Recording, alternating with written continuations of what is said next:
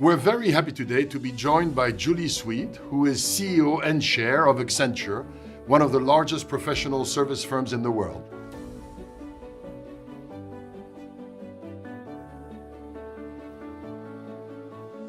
Julie, thank you very much for joining us today.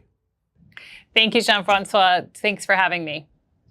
Now, Accenture, we all know it's a very large firm, about 700,000 employees, 50 billion or so dollars of revenues, publicly listed, a stock price that pretty much doubled during 2020 and 2021, and that currently sits around the $200 billion market capitalization, and providing services from 4 business units across more than 140 countries. Julie, can you please tell us a little bit about Accenture's 4 lines of business?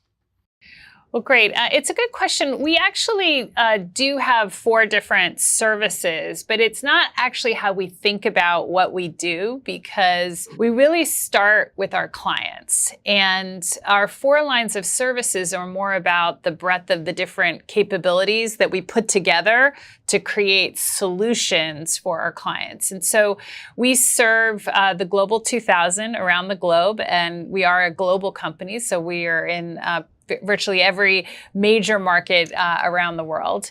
And our clients are really focused on 5 things that will shape the next decade. We call them the 5 forces. And the first is total enterprise reinvention with tech, data, and AI and new ways of working, engaging with customers, as well as new business models. The second is talent. The third is sustainability. The fourth is the metaverse continuum, and then the fifth is the ongoing tech revolution. So we think about our services as being helping our clients harness those 5 forces to be successful in the next decade. And underpinning all of that is really what is our purpose. And our purpose is to deliver on the promise of technology and human ingenuity. And so if you think about Accenture, you should think about great and deep expertise in technology and phenomenally talented people who come together to really make the best of those 2 things for our clients. Now, that still covers a wide range of activities. Who are your key competitors and maybe in various kinds of activities? Well, this goes to the breadth and depth of what we do. So let's start with this idea of total enterprise reinvention. So what does that mean? That means we're helping clients optimize operations. So we're doing digital manufacturing as well as finance transformation, as well as transformation of how you do claims and underwriting if you're in insurance. It's very specific to the industry. We're also helping our clients accelerate their growth. So we're helping them identify new kinds of customers, create new platforms for new businesses. So for example, helping traditional banks create a digital bank. And then at the center of it is we're helping build the digital core. And right now we're in the middle of what we call really a once in a digital era replatforming in the cloud. And so all of the different things that we're doing require a real digital core. So if you think about the breadth and depth of those activities, we are competing against strategy firms that will try to, sort of see the future because we have strategy at Accenture. Right. But what we differentiate from our strategy competitors is that we're creating the whole solution, and our strategy work is informed by actually being able to execute it. If you think about building the digital core, there are a number of competitors that don't have the industry and strategy and consulting depth that we have, but know how to implement systems. And again, we don't think technology is only ever just around technology. It's both using technology and changing the ways you work and making sure you understand how it is in the context of industry. And then we have consulting competitors who will have consulting depth and industry knowledge, but don't have the scale of our technology expertise. And so that's why it's really important as you think about Accenture to think about it in those broad senses of we have scale in technology, in strategy and consulting. We service 13 different industry groups. We have breadth and scale in industry. And all of these things in our mind are really required so that companies can move from strategy to action and move as fast as possible. Is it fair to say that when you look at the organizations you compete with, the breadth of your services is among the largest, and many of your competitors are a little bit more focused? Absolutely. There is no competitor with our breadth and depth, right? And that is a strategy that we have had and has been built for decades. So this isn't something new. You see many of our competitors trying to move into new areas, but it is our scale that we have in all of these different areas that truly differentiates us. And you saw that coming into the pandemic, right? So if you look at in the first 2 years after the pandemic, what's happening for our clients is that they need to transform, they need to move faster than ever, and they're actually doing more, we call it compressed transformation, than pre-pandemic. And in the last 2 years, we've had 156 clients who in a single quarter have had bookings with us of $100 million or more, which is a proxy for their ambition and the level of transformation. That is a 50% increase over the 2 years prior to the pandemic. So the pandemic has really accelerated the needs of clients to transform, and we've become the trusted partner in compressed transformation. Actually, that's one of the questions I wanted to ask, because I looked at some of the firms that I thought were some of your key competitors, and indeed over the last 2 years, both in terms of revenue growth and also in terms of stock price, Accenture has done significantly better than the overwhelming majority of them. And so I wanted to ask you, of course, aside from naming you CEO in September 2019, what was at the core of this remarkable success during the 2 years of pandemic? Well, thanks. First of all, we really have an outstanding leadership team and incredibly talented people.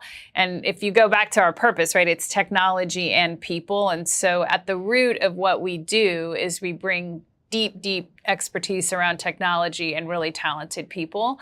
And so that always is where our success starts. But as you look at the last 2 years, going into the pandemic, we were already at scale in the capabilities around digital. We, back in 2013, were the first company to say that every business would be a digital business. And so by the time we were in the pandemic, we were at 70% of digital, cloud, and security of our business. And so when everyone had to move quickly, they look for scale and expertise. I think it's also really important, though, that our strategy is around both building trust, but also what we call 360-degree value. And so as we are helping our clients, we're doing things like embedding sustainability. We're embedding the ability to upskill and reskill their people. We're very much focused on diversity and inclusion. We'll be 50% gender parity by 2025, for example. And our clients turn to us because they share our values. They value the leadership we have in these areas, and because we're actually embedding it in the work. So let's take a client, a global fashion retailer. They issued an RFP, so a request for proposal, to do a major digital transformation using SAP. There wasn't a word about sustainability in that request for proposal. And we went to them and we said, look, when you do this digital transformation, you can embed the capabilities you need to do the circular economy, which is very important, as you know, in fashion, right? To do the tracking that you need. And it won't cost you extra money. What it requires is you have a partner who understands what sustainability means in the fashion industry and how to configure your technology to be able to enable meeting your sustainability commitments. And this is really a big differentiator for our clients, is that we're investing the time and the money, and we have the expertise, because we've been working in sustainability for over a decade, to help them when they're spending millions and millions of dollars on digital transformation, to also meet these goals. And we think it's a big reason why we've been so successful for the last couple of years. Now, this breadth, which, as you said, is unique, brings with it a certain amount, I imagine, of complexity and challenges. And a number of your competitors have actually spun off some of their activities.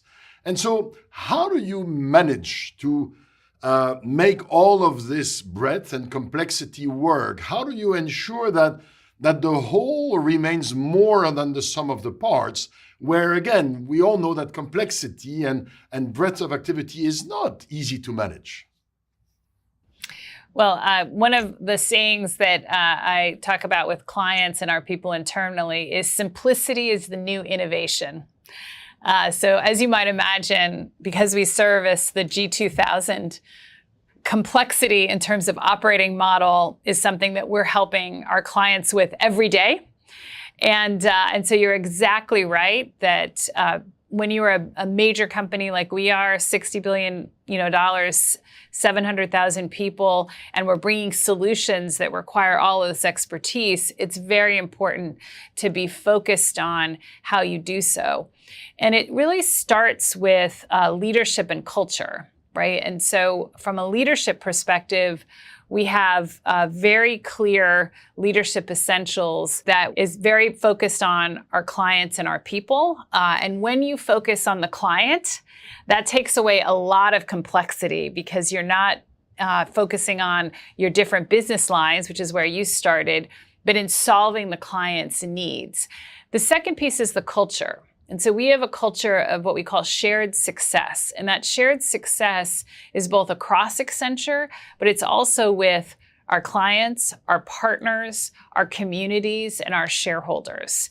And again, when you focus on shared success, it gives people the North Star of what they're solving for, right? Client problems, shared success.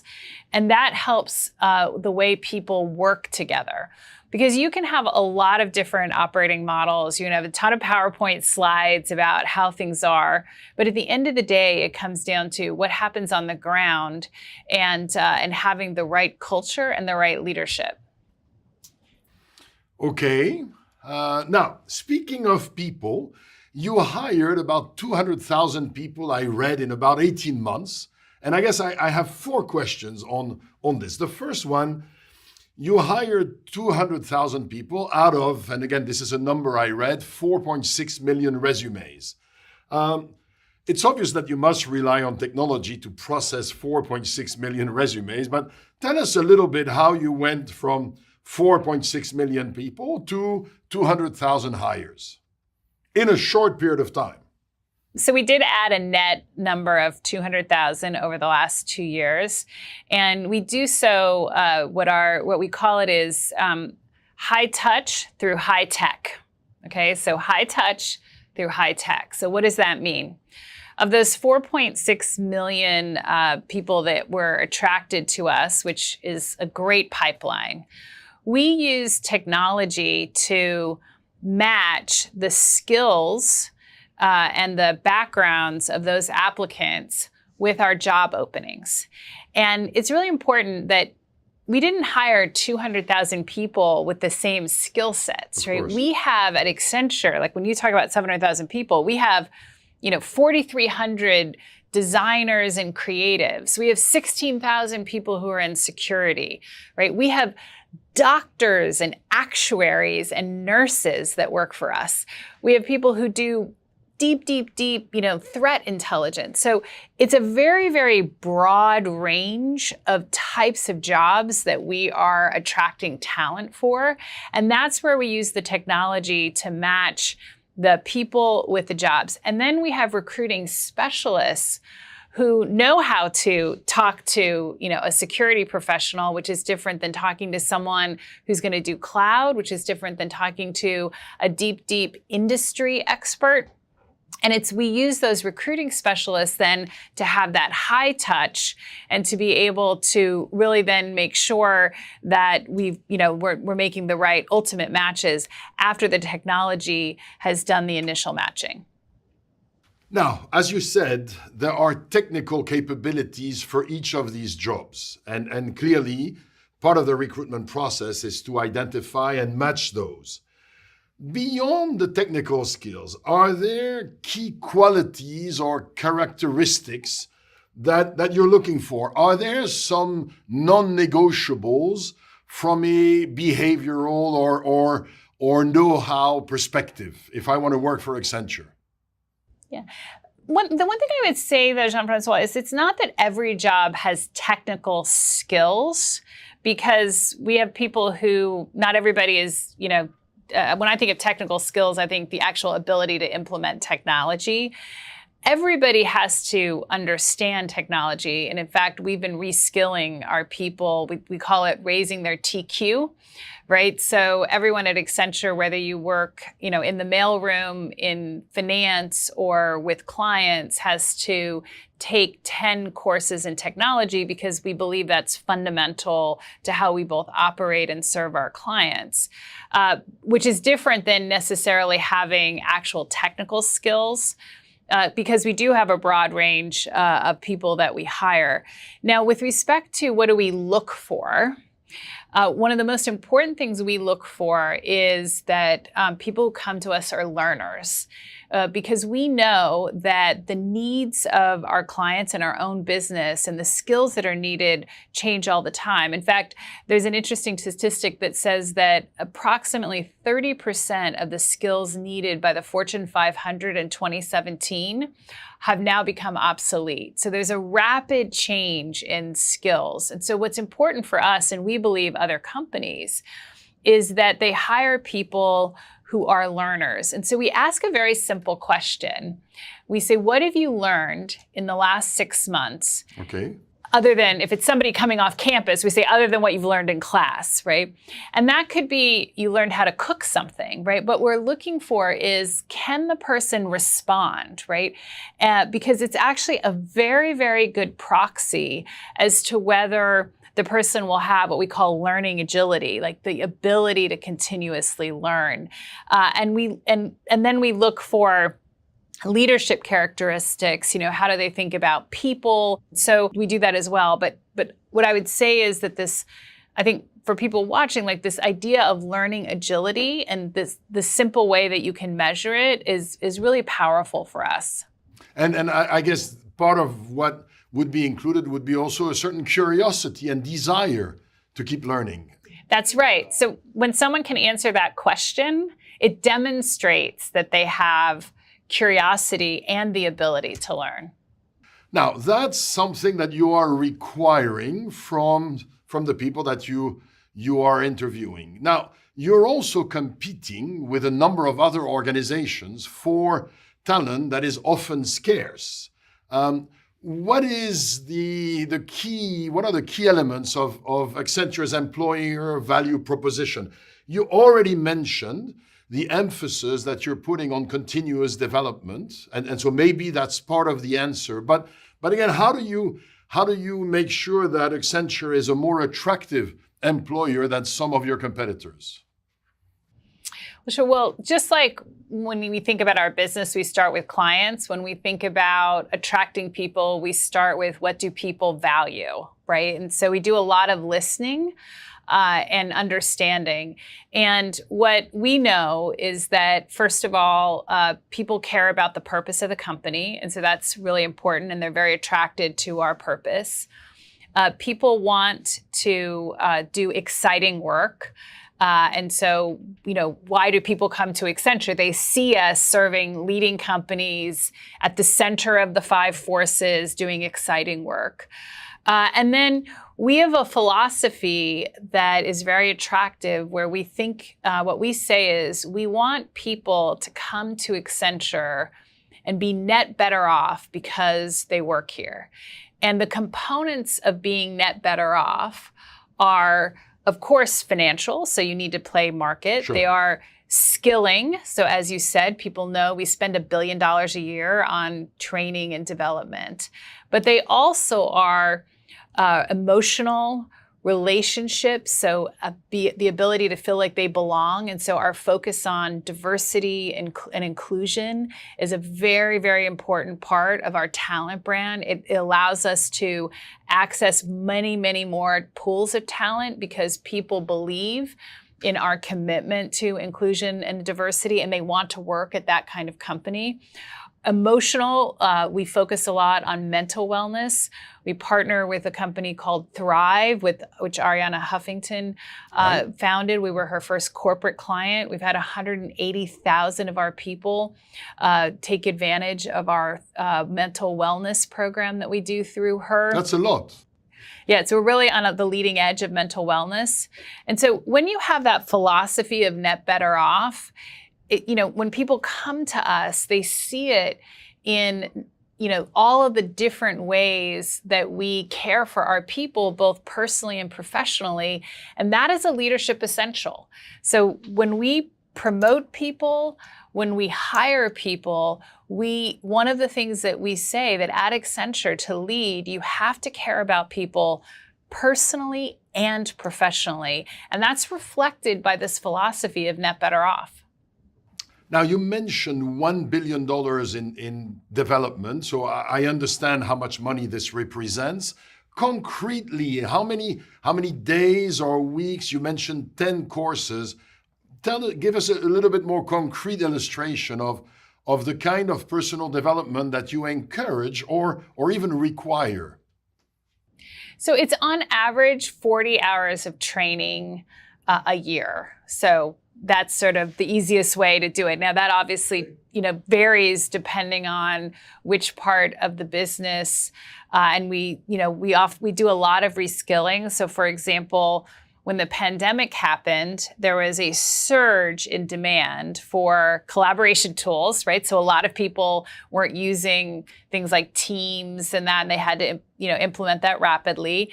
And there was also a surge in cloud demand. So in the first 6 months after the pandemic started, we actually upskilled 100,000 people, which on average was 15 to 20 hours of training that would allow them to be work ready in a new area. And we do that because we have our client-facing people, almost all of them have their skills in a cloud-based database where we can actually run artificial intelligence algorithms to identify people with adjacent skills for what we need to train. So we can say, wow, someone who does risk and compliance for financial services companies has a lot of the skills that are needed in security. And so we can train someone to do security work when we have a surge in security work, because as you can imagine, that's another area that's grown immensely over the last 2 years with the pandemic. And so what we do is not just about dollars, right? It's an incredibly effective and complete learning system, right? That really allows us to continue also to provide great new opportunities for our people. One last question on this massive influx of new employees. So 200,000 people over 2 years on top of 500,000, so 40% more. How do you maintain the culture of a firm when you're adding 40% over a short period of time in an environment where many of them are going to work from outside of the office? A number of companies have said, we're struggling to maintain our culture, and that's without them growing 40%. In addition to the challenges of maintaining the culture with people being teleworking, you've had to also process a massive influx of new employees. How did you nurture and reinforce the Accenture culture during that time? So I would start with perhaps sort of the ingredients for how we've been successfully doing this. It started with, for us, the pandemic was not the beginning of remote work, right? So we have not had a headquarters in 3 decades. So my entire leadership team was already virtual, and we had probably one of the, if not the biggest, one of the largest remote workforces in the world already, because our teams are around the globe. And so unlike many, many companies, we weren't trying to shift to how do you work remote. We were the largest user of Teams. We used video already. We had the collaboration tools. It was actually a part of how we worked. And so what we focused on was not trying to establish a foundation for this, but how do you innovate, right, where everybody is remote and not able to go into the office at all. And it was that innovation that's helped us. So let me give you the best example.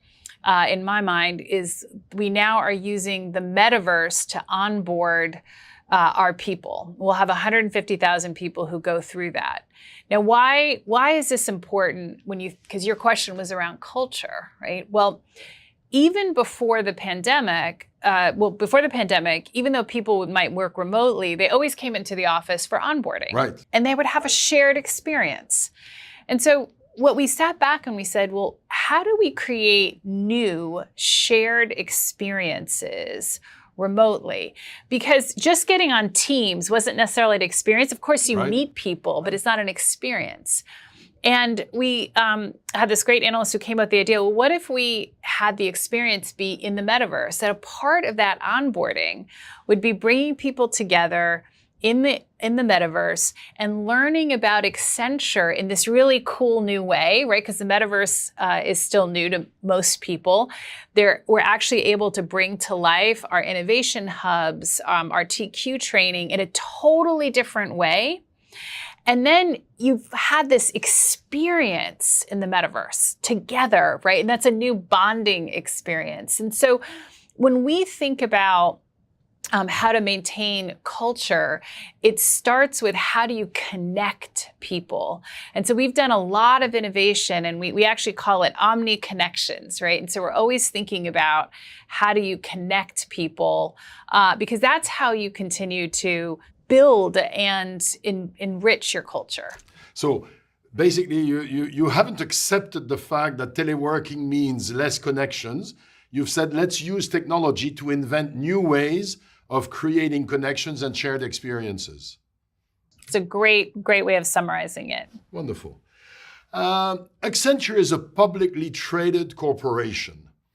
A lot of professional service firms are not. What are some of the advantages and disadvantages of being a publicly listed company as opposed to a partnership or some other form of legal structure?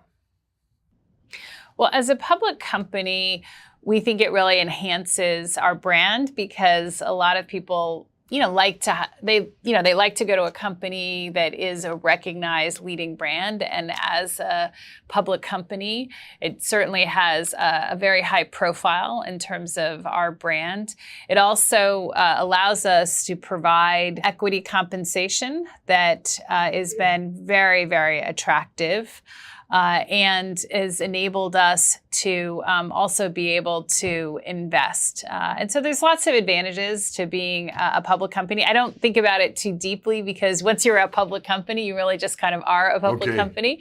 But certainly we believe that it enhances our talent brand, our ability to provide meaningful compensation, and our ability to invest.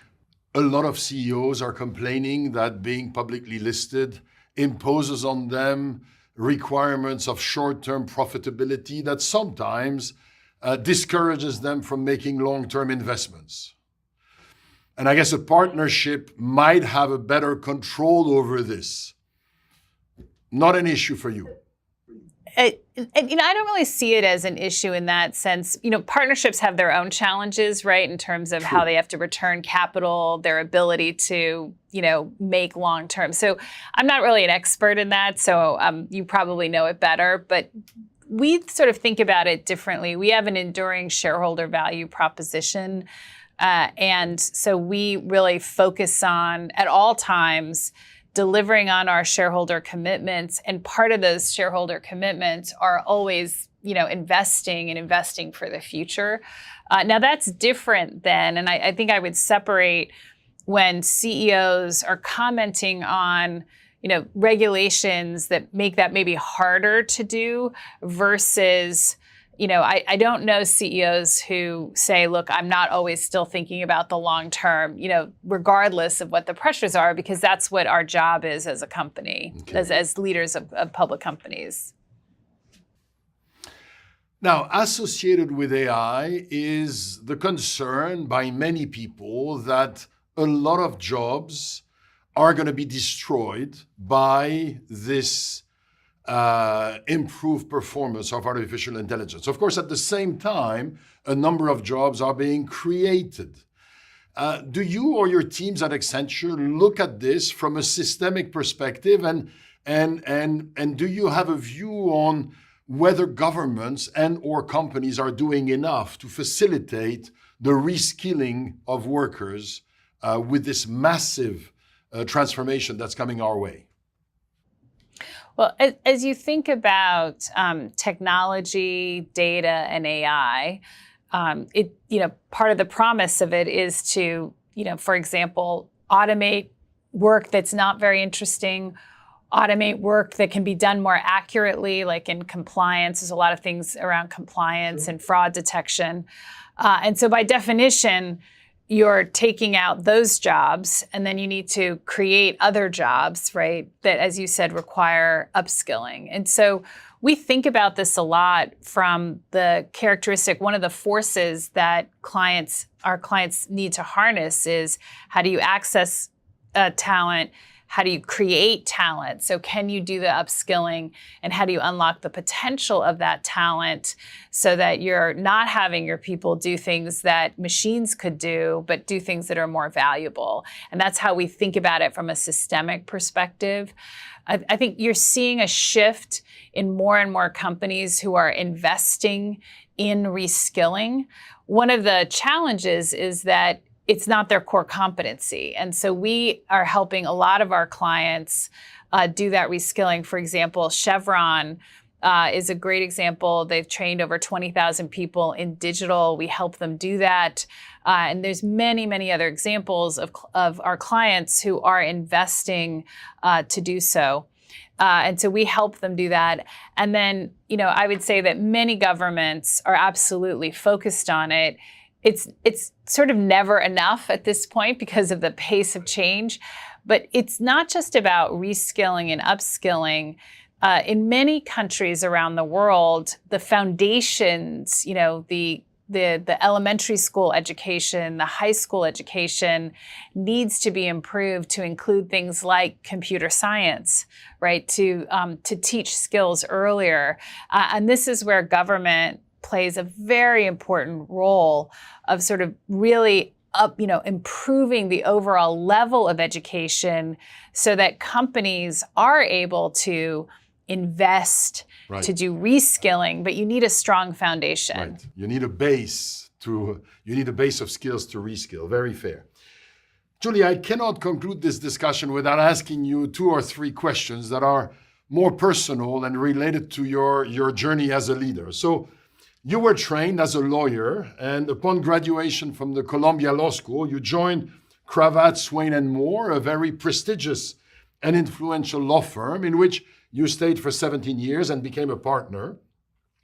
Before joining Accenture in 2010, initially as General Counsel, Secretary, and Chief Compliance Officer, before becoming CEO of North America in 2015, and then Global CEO in 2019. And I think it is an understatement to say that this is an extraordinary journey. In less than 10 years, you went from managing a small team of lawyers in a firm that was about 500 people to managing 500 people, and then very quickly, within weeks, 1,000 professionals, to managing 500,000 and now 700,000 professionals all over the world in a complex and global business. So from a leadership style and leadership skills point of view, what did you have to learn and or to unlearn to rise to these increasingly demanding positions? Well, Jean-François, when I mentioned earlier that we have leadership essentials, and one of the most important ones we have is lead with excellence, confidence, and humility. And humility is important because people and leaders with humility are learners and they build great teams.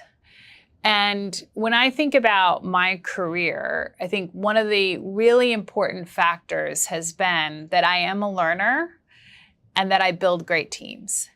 And that's allowed me to make that transition. So when I joined Accenture, I knew literally nothing about technology. And I asked my current chief strategy officer, who was running our India tech business at the time, Bhaskar Ghosh, to teach me technology. And I spent, I would meet with him every 2 weeks for about 18 months to learn technology. And that was when I was a general counsel. I wasn't aspiring to be CEO. And that was because I didn't think that I could be as effective helping our business unless I understood technology. And so I really believe that, whether it's kind of you personally or as a company, this idea of excellence, confidence, and humility as leadership qualities is very, very important. Julie, confidence and humility. Confidence is about having the confidence to have humility, right?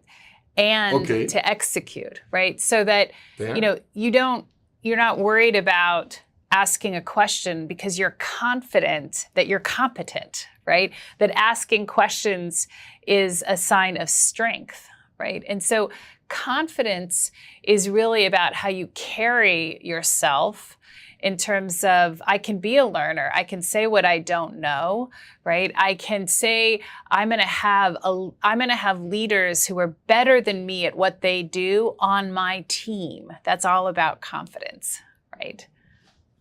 Now, you said one of the things I had to learn, you said, look, I'm a good learner. And one of the things I had to learn is about technology. Fair. Technology is, I'm going to now caricature a bit, is about learning stuff. And I'm sure that smart leaders can learn stuff as they progress in their career. But surely from a leadership capability point of view, from a behavioral point of view, there must have been some things that you had to learn and practice going from managing a small team to overseeing 700,000 people, no? It's a very astute point, because one of the things when I came to Accenture that I was so struck by was how much focus they put on leadership development. And that was not something that was, I think, particularly true of the legal profession when I was in it, in terms of really, how do you lead people, right? How do you learn about new things? I remember my first year here, I went to something called a master class. And it was, really all about learning to lead. And when you think about that $1 billion a year that we spend, we are investing not simply in skills training, like learning more about an industry, learning more about technology, which is, of course, absolutely vital. But we're also investing in, how do you lead people? How do you do change? Right? So, how do you have the courage to change? How do you bring people along the journey? That's part of what you have to learn. And it is a core competency of Accenture. And it's why, our people are our greatest strength, is we invest in helping people be able to be leaders across the board. Now, I can only imagine the cognitive and the emotional demands of your job. From a cognitive perspective, you have to be able to talk to and about a multitude of different services in a multitude of different industries. And then emotionally and energetically, your workload and the demands on you must be considerable. So I imagine that being at your best all the time, or as much all the time as possible in your professional and your personal life does not come without some efforts and maybe also some practices. Can you share with us some of the practices that help you cope and thrive? Well, one philosophy that I use for work and myself is a simple phrase: progress over perfection. So one of the most important things to do is to not have perfection be the standard. So that's first. Secondly is really, understanding what's important in your life. So I have 2 daughters who are now 14 and 15, and a husband, and my family, and an extended family. And, it's important to be disciplined around time. And when I say disciplined around time, I start with, what are the needs of my family? Right? And so, the times that I'm willing to start in the day have changed over the years depending on what time my girls are going to school, because I want to make sure that I'm seeing them before school. And it's funny, as they got to teenagers, they've gotten a little later. The school time hasn't changed, but how much time they're willing to get up before rolling into school has changed. So when they were much smaller, we'd have an hour in the morning. Now I'm lucky if I get 15 minutes. So I think about, start with my own core values as an individual, what is important to me, and then having the discipline to look ahead and block those times in your calendar so that yes, I'm going to be there for, the parent night, or I'm, going to be there in the morning, before school. It doesn't mean that every day I can see them before school, because some things do happen. But if you don't start with that block on your calendar. Right. And so I think calendar management is one of the most important practices to be able to ensure that you really can, kind of live a life where you're giving to the work that you need, but you're also doing the self-care, and you're there for, your friends and family. Does that mean that you say no a lot? I do say no a lot. I do, because you have to prioritize. Right. And so it's the ability to say no is a very important ability. Last question, Julie. You love your job because? I love my job because I work with great people and I do super exciting work, right? I mean, I am learning every day. I get to talk to, the CEO of the greatest pharma companies in the world one day. Yesterday, I was with CEOs of some of the best energy companies in the world. Tomorrow I might be with, fashion and consumer goods. I mean, I have an amazing, amazing job. And of course, along the way, you've also presided over a remarkable success for your organization. Julie, thank you for your time and best wishes of continued success. Well, thank you so much. I really enjoyed our conversation today. Thank you.